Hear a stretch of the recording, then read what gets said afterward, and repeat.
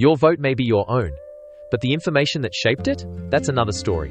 In June 2026, researchers from the University of Leeds, ETH Zurich, and the Complexity Science Hub Vienna released what may be the most comprehensive academic treatment of AI and democracy published this decade. 59 authors, 34 chapters, 12 countries. One urgent question. AI is already inside our democratic systems. Who controls it, and on what terms? The handbook Democracy in the Era of Artificial Intelligence doesn't ask whether AI is good or bad for democracy. That question, the editors argue, is too simple.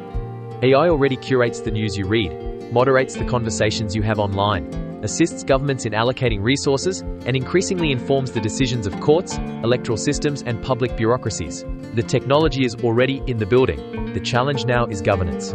Let's start where it gets personal. Chapter 23 of the handbook is titled Tracking, Profiling, and Targeting. It opens with a question that should stop you. Does AI know a voter better than the voter knows themselves?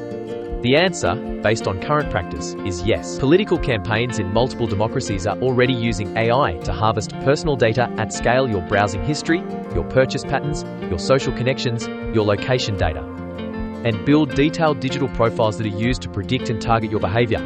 Not just your consumer behavior, your political behavior, your susceptibility to specific messages. Chapter 24 connects this directly to democratic health. Privacy, the authors argue, is not a personal preference or a technical compliance issue. It is democratic infrastructure. When citizens are constantly tracked and targeted, the conditions for free and open political participation erode. You do not need to arrest someone to silence them. You just need to make them feel watched. The misinformation dimension adds another layer.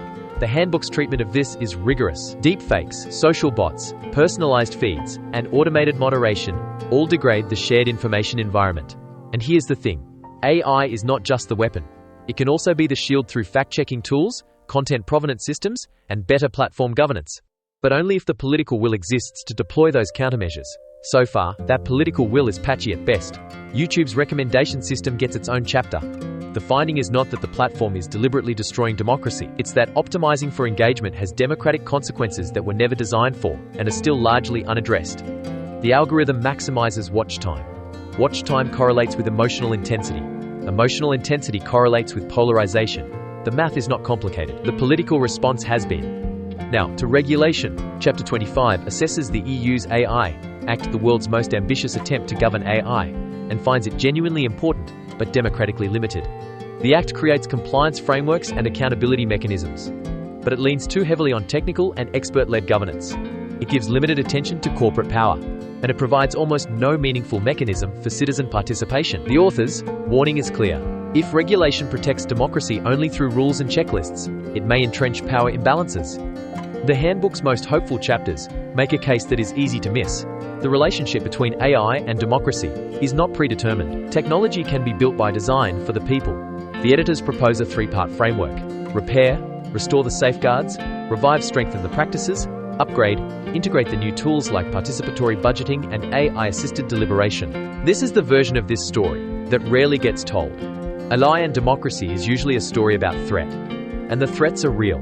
But the handbook insists that citizens, scholars, policymakers, and algorithm designers all have a role in ensuring that AI's reshaping of democratic life is itself subject to democratic principles. That is not naive optimism, it is a design specification. If this matters to you, the full article is on Substack, the links are in the description. And if you found this useful, subscribe. This is exactly the kind of story Cyber Ethos exists to tell.